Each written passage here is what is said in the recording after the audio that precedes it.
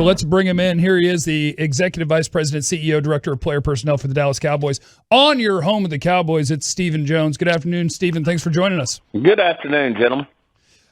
So it seems like, I think Dak actually addressed this yesterday when he blamed the media for either being mean or being really too nice, depending on how the season is going. And at 2-1, it seems like there is a lot of confidence and a lot of praise for the Cowboys. Does that register in the locker room, or is that easy to block out? Well, I think our guys, it starts at the top, with the leadership, and especially in the locker room with Dak. He's beyond his years in terms of these type of situations, and I think he's certainly going to have our team in the right place. We had a coach around here many moons ago, Coach Bill Parcells, who used to always preach when things were going good, don't take the cheese. So I think certainly our guys are aware of that. There's a lot of good things being said about this team. We're a young team. We've got a lot that we can continue to get better on. I know Mike feels that way strongly, and just feel like we've got to continue to work hard and work to improve, and good things will continue to happen. Stephen, I tend to make too big of a deal about problems that happen interior of your offensive line. Is it something that I shouldn't do, or is it something that you guys notice? Is it something that, hey, Brian, it's going to get better. We've got some young guys inside. Is it? How do you guys evaluate with some of the things that have happened to you inside? Well, I just think it's like you just said. There's a lot of things that we have to get better if we're going to be the type of team we want to be. And I'm not going to get into the specifics of exactly where that is, but there's no doubt we can get better in many places on this football team. And I know, that's the focus, is how do we continue to improve? How do we get better? And I think we're aware that we're far from having this thing be a well-oiled machine. As I said, I think, read recently on Pro Football Focus, or one of those things, that we were and you never know how they measure it. Is it your top 22? Is it your 53? What is it? But third youngest team in the NFL. So, there's a lot of room for improvement. We obviously have a lot of several players that are going to make a difference down, as we move into the season, that are on reserve list right now. That'll come back and help us. But no, there's nobody thinking this team, is perfect and doesn't have holes or doesn't have room for improvement. Yeah, I was thinking, because maybe, what you guys were doing in the summer during training camp of working Connor Williams at center, I was just wondering, was this something that you guys maybe thought would be an area that you might have to improve at during the season? Well, you want versatility from your offensive linemen. I mean, obviously, a guy like Zach Martin is a perfect example. A guy who can go out and play at probably a Pro Bowl level at tackle if you need him to. And certainly we're trying to get versatility with our offensive linemen, whether it's a Connor Williams, a Connor McGovern that can do different things. You certainly look at, a guy like Brandon Knight, who's on our team, who's played all over the offensive line, from left tackle, right tackle, left guard, right guard. Anytime a guy can, play at a nice level for you and have versatility at several positions, then certainly it makes the player more valuable. Hey, Stephen, I know it's only 3 games in, but all over the place, including nationally. Everyone's saying that the biggest addition to the Dallas Cowboys this offseason has been Dan Quinn. Can you talk about how you guys selected him and the impact he's had, especially considering all the different injuries, the protocols, the situations where you haven't had really your starting defense the way you wanted it out of training camp, and how he's excelled calling these plays?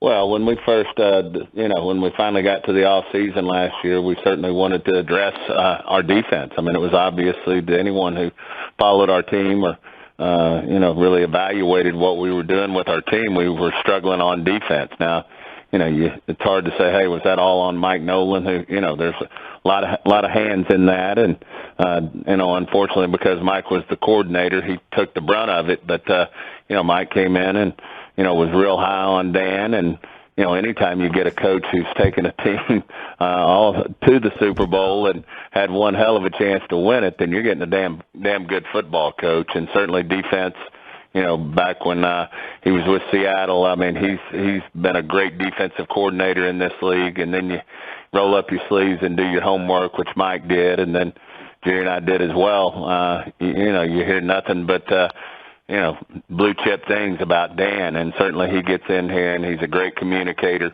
He really, I think, the biggest thing of all, has these guys really confident in what their jobs are and what we're trying to get accomplished as a defense. Not only are the coaches communicating well with the players communicate with each other well. They play hard, they play fast, they play with great cadence and pace, and just feel like they're going to continue to get better as well. Obviously, one of the most important things, as we know, to win a football game is to win the turnover ratio, and certainly we're doing a great job on that on the defensive side, being number one on the league and turning the ball over. And I just think that we're going to continue to get better as we, improve each week with the players that are on the field. But as we all know, we got players as the season goes that we'll get back as well. Well, Stephen, a tip of the cap to the third-round pick with Osi Edugies there, and what can you kind of walk us through the vision you had for the player when you were watching him at UCLA, and then immediately he looks like just a really nice plug-and-play guy for you right now there, that under-tackle 3 technique. Well, Golston, I think, stepped right in and did a hell of a job as well. Sure. Right there. And but speaking of Osa, our vision's exactly what he's doing was to be a 3 technique, to come in and, bring depth, add, a competitive situation there with Tristan and Neville Gallimore. Just felt like, we were really, which we needed to do, was beef up that interior part of our defensive line, especially the 3 technique, which, anyone who, follows, what we're basically doing on defense, that 3 technique's a big piece in what we're doing out there. And certainly Osa got a great opportunity with Neville going down, and Tristan certainly taking some time coming off his knee injury from last year. He stepped up and answered the bell. The great news is we should get both of those players back mid-season, and should really bring some depth there and some good rotation for that particular position. Stephen Jones with us on your home of the Cowboys. When you're talking about guys coming back, I think the guy we probably get asked about the most might be Kelvin Joseph. Does anybody have a timeline on him?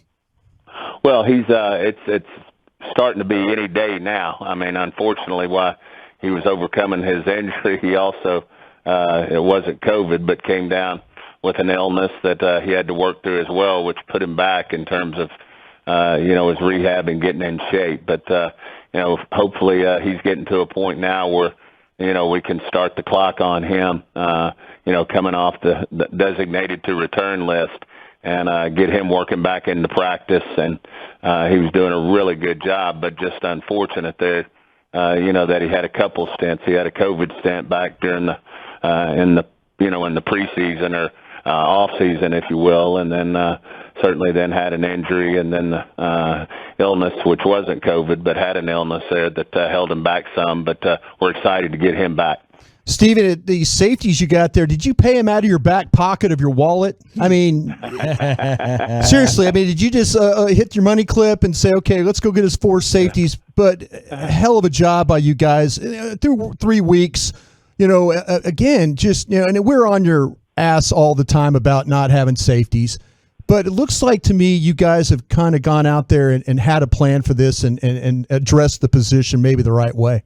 Well, no question, we're having some guys step up for us. Obviously, coming in, Dan had a great, history with Kazee, and certainly loved what he saw on tape from Dono Wilson, and, felt good about that particular situation. And then we had a great vision for Curse, our personnel department, along with Dan, on his length, being able to be a weapon in coverage, especially against tight ends. And, he stepped up and, been even more efficient than we thought, just being an overall safety. He's just playing at a high level. And then, of course, Hooker, coming off his Achilles as well, but has played football, as at a very high level at Ohio State. He was right there, top 10 type pick. And then, has really gotten well and is really coming into his own in this scheme as well. So and then obviously made a draft pick with Israel, our safety back there. I still can't pronounce his last name. It's Mukwamu. It's Mukwamu. Yeah, Mukwamu, yeah. I'll go with Mukwamu. There you go. Yeah, Yeah, okay. we're with you, man. But, we've just ended up with some good depth there with a very competitive situation, and Dono's working his butt off to get back. I know he's wanting to be in the mix out there, and, of course, he was one of our top guys last year in terms of making plays on the ball and turning the ball over. So still have him, on right now on the sideline, but looking forward to getting him back as well. So it's a good group of safeties back there. They play well together. They work good together, and I think they totally understand what Coach Quinn and Coach Witt are wanting out of them. Hey, Stephen, I'm not trying to be your travel agent, but I have figured this out for you if you want to go. The games are 25 hours apart. You can make the Arkansas-Georgia game kickoff tomorrow at 11 a.m. right here on 105.3 The Fan, and you can make it out to Athens, and you can fly back to Dallas for the kickoff at AT&T Stadium, heard on 105.3 The Fan, if you wanted to. Any plans? I mean, I'm not trying to be your travel agent, but it can be done. I'm going to actually make it happen. So, There you go. Stephen, have you ever been to? Did you ever play in Georgia when you were in Arkansas? Did you ever? I've never been between the in that hedges, stadium, huh? So I'm looking forward to it. It'll be my first yeah. experience. Oh, geez. We got JT Dooley here, Derek Dooley's son, working in our scouting department. Yeah. And, he certainly gave me a little things to Heads up. keep an eye on Yeah. while we're there. Yep. But certainly I was actually just down in Will McClay's office watching a little of that Georgia defense, and it's full of prospects. Yeah. I can tell you that. Yeah. And he gave me the long list of them because when I go to these college games, I usually get our list of A and B players to look for, whoever's playing against Arkansas to take a peek at that while I'm sitting there watching those games live. So it's a great opportunity to, one, be there and support my son and the Razorbacks, but also a great opportunity to see some of these great football players that play in the SEC. Mm-hmm. Well, Stephen, the good news is already beating Texas A&M. All you got to do is win at Georgia, win at Ole Miss, win at Alabama, win at LSU, and you guys are really in good shape. Hey, it's nothing like playing in the SEC. Amen. All right, it's Stephen Jones. Thank you so much. Good luck this weekend. We'll be watching you guys. Appreciate you guys. Thanks, Stephen.